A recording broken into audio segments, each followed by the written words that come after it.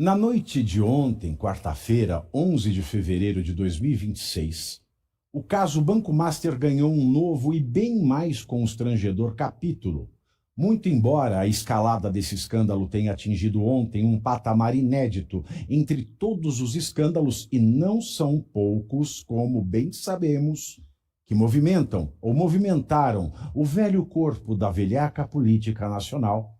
Tais últimas revelações surpreenderam um total de nem um brasileiro. Um escândalo capaz de derrubar imediata e automaticamente, sem firulas, qualquer autoridade envolvida, fosse o Brasil um paiseco minimamente sério naquilo que tange aos predicados que acompanham o Estado de Direito Democrático. E ainda que alijado dessa mínima seriedade veraz quanto ao direito, fosse a nossa nação mera republiqueta que pelo menos sustentasse o disfarce carnavalesco de democracia, desde a noite de ontem, continuamos bombardeados com notícias que desnudam um ministro do Supremo Tribunal Federal que, como sabíamos desde o seu primeiro dia na Corte Constitucional, já estava nu. A informação abunda, a bunda do ministro nem pisca, e o brasileiro cuja bunda sempre está na reta, pouco dado à leitura e que, em sua maioria atualmente, atualiza-se dos escândalos desse gênero pela internet, merece não apenas a análise de uma peça, mas a imagem de todo o quebra-cabeça montado até o momento. Peço, portanto, a sua mais atenta atenção, porque, antes da última notícia, precisamos de uma revisão. No dia 26 de janeiro deste ano, o decano do STF, o ministro Gilmar Mendes, saiu publicamente em defesa do colega de turma e tribunal Dias Toffoli. Gilmar, a despeito da circunspecção exigida pela Lei Orgânica da Magistratura, defendeu à imprensa que Toffoli seguisse como ministro relator do inquérito que apura a suposta fraude de 12 bilhões em carteiras de crédito compradas do Master pelo Banco de Brasília, o BRB, afirmando que o colega estaria atuando, entre aspas, conforme as regras processuais. E lembrando que a Procuradoria-Geral da República teria reconhecido a regularidade da permanência de Toffoli no caso, pois já havia negado pedidos para afastá-lo. De fato, um pedido de suspeição já tinha sido feito pela Polícia Federal, a PGR, mas o panaca-geral do regime, Paulo Gonet, não deu andamento porque já havia afastado a suspeição de Toffoli em requerimento semelhante feito por parlamentares da oposição. Essa defesa de Toffoli pelo decano Gilmar era importante porque revelou um pano e também um plano de fundo. Havia pressão pública, havia questionamentos, mas a narrativa institucional era de normalidade procedimental. Todavia, portadores que são todos os ministros ali da síndrome de Pedrinho e o Lobo, a pouca credibilidade que ainda escorre pelo ralo da ilegitimidade constitucional, isto é, pela ausência do notável saber, foi incapaz de emplacar a narrativa institucional que, quanto mais contada, maior o nariz do narrador. O atestado de normalidade procedimental emitido pelo doutor Gilmar ao impaciente Toffoli era tão quente quanto o atestado médico apresentado pelo mau funcionário. Era falso. Tão falso que na última terça-feira, dia 10, a Transparência Internacional, em seu mais recente relatório sobre corrupção no Brasil, desmentiu Gilmar e disparou aspas. Se as revelações envolvendo o ministro Alexandre de Moraes já tinham afrontado gravemente os princípios de transparência e imparcialidade judicial, os fatos que emergiram em seguida sobre o ministro Dias Toffoli elevaram a crise de integridade institucional a um patamar ainda mais alarmante. A conduta de Toffoli no caso Banco Master desde o primeiro momento destoou completamente das práticas de autocontenção esperadas de um ministro do Supremo Tribunal Federal. Logo que o recurso da defesa de Vorcaro foi sorteado para sua relatoria, o ministro avocou para si o controle integral da investigação, afastando a jurisdição natural da Justiça Federal em primeira instância. Em seguida, determinou o grau máximo de sigilo sobre todos os atos, incluindo peças. Esse movimento inicial, por si só, já levantaria questionamentos sobre motivação e proporcionalidade, mas o que se viu depois foi ainda mais grave. Toffoli passou a interferir diretamente no andamento da investigação. A atuação se tornou ainda mais escandalosa. Toffoli viajou em um jato particular para Lima, acompanhado do advogado Augusto de Arruda Botelho, defensor de Luiz Antônio Bull, então diretor de risco e compliance do Master. A gravidade desse episódio é evidente. O advogado do diretor de um banco sob investigação por fraude sistêmica acompanha em viagem internacional recreativa o ministro relator do caso, que tomaria decisões determinantes sobre o futuro da apuração.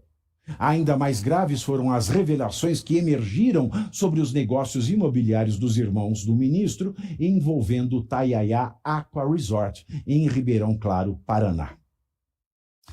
Isso porque a ONG Transparência Internacional, essa ONG autora desse severo parecer, não sabia o que estava por vir. Soubesse, seria o apocalipse. O que estava por vir, no dia seguinte ao da publicação desse relatório, começou no dia anterior. Na última segunda-feira, 9 de fevereiro, momento no qual a Polícia Federal levou algo diretamente ao presidente do STF, o ministro Edson Fachin, um relatório auditado com dados extraídos do celular do banqueiro Daniel Vorcaro, dono do liquidado Banco Master. A quarta de cinzas chegou para Toffoli com uma semana de antecedência. Virtualmente, ao menos ontem, 11 de fevereiro, foi quarta-feira das cinzas de Toffoli. A PF recuperou mensagens apagadas no celular de Vorcaro relacionadas a Toffoli e, com base nesse material, formalizou um pedido de suspeição de Toffoli no caso Master. O presidente da corte, Fachin, notificou Toffoli a se manifestar. As mensagens periciadas mencionam pagamentos a Toffoli, inclusive de modo cifrado.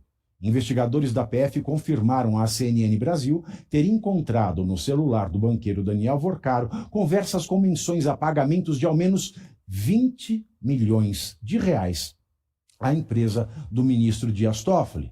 Nos bastidores do governo Lula, ministros falam em potencial explosivo e defendem que Toffoli, no mínimo, se declare suspeito e deixe a relatoria. E Toffoli, ainda hoje, já adiantou, ele não larga o osso. Mas antes de afirmar que não larga o osso, no gabinete de Toffoli, a reação, de princípio, de início, foi dúbia.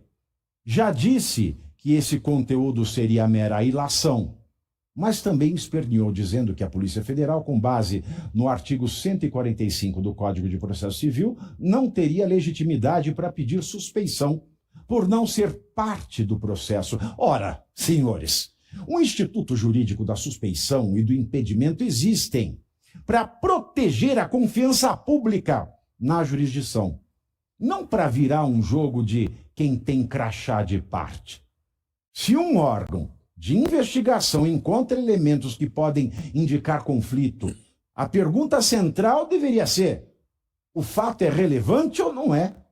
E mais, a resposta se ancora no Código de Processo Criminal e não no Código de Processo Civil, porque é um contexto que envolve inquérito, investigação criminal, Operação Compliance Zero, perícia do celular, remessa sigilosa à residência do STF, à presidência do STF. A codificação processual civil não fala de inquérito criminal. E vale lembrar, o caso Master encontra-se na etapa do inquérito criminal. Ademais, ao encaminhar para o presidente do Supremo relatório sobre arquivos encontrados no celular de Vorcaro, A Polícia Federal cita um artigo da Lei Orgânica da Magistratura que trata de situações em que há indícios de crimes cometidos por magistrados.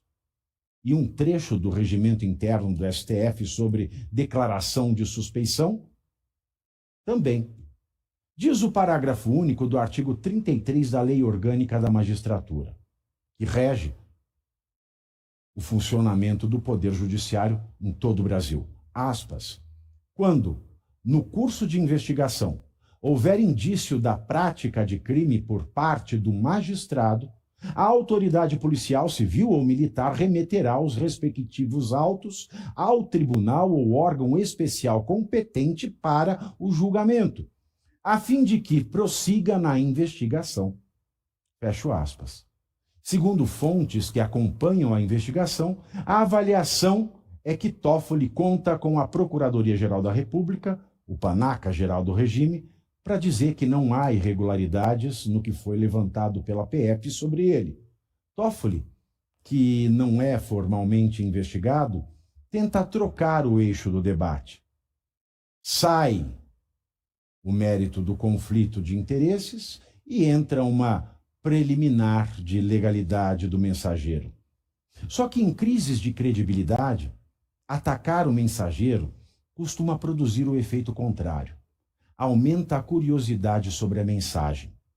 Na mesma linha defendida pela ONG Transparência Internacional, mal puderam nossos homens e mulher da capa preta digerirem as notícias de ontem, quando, com as de hoje, surgem mais camadas escandalosas.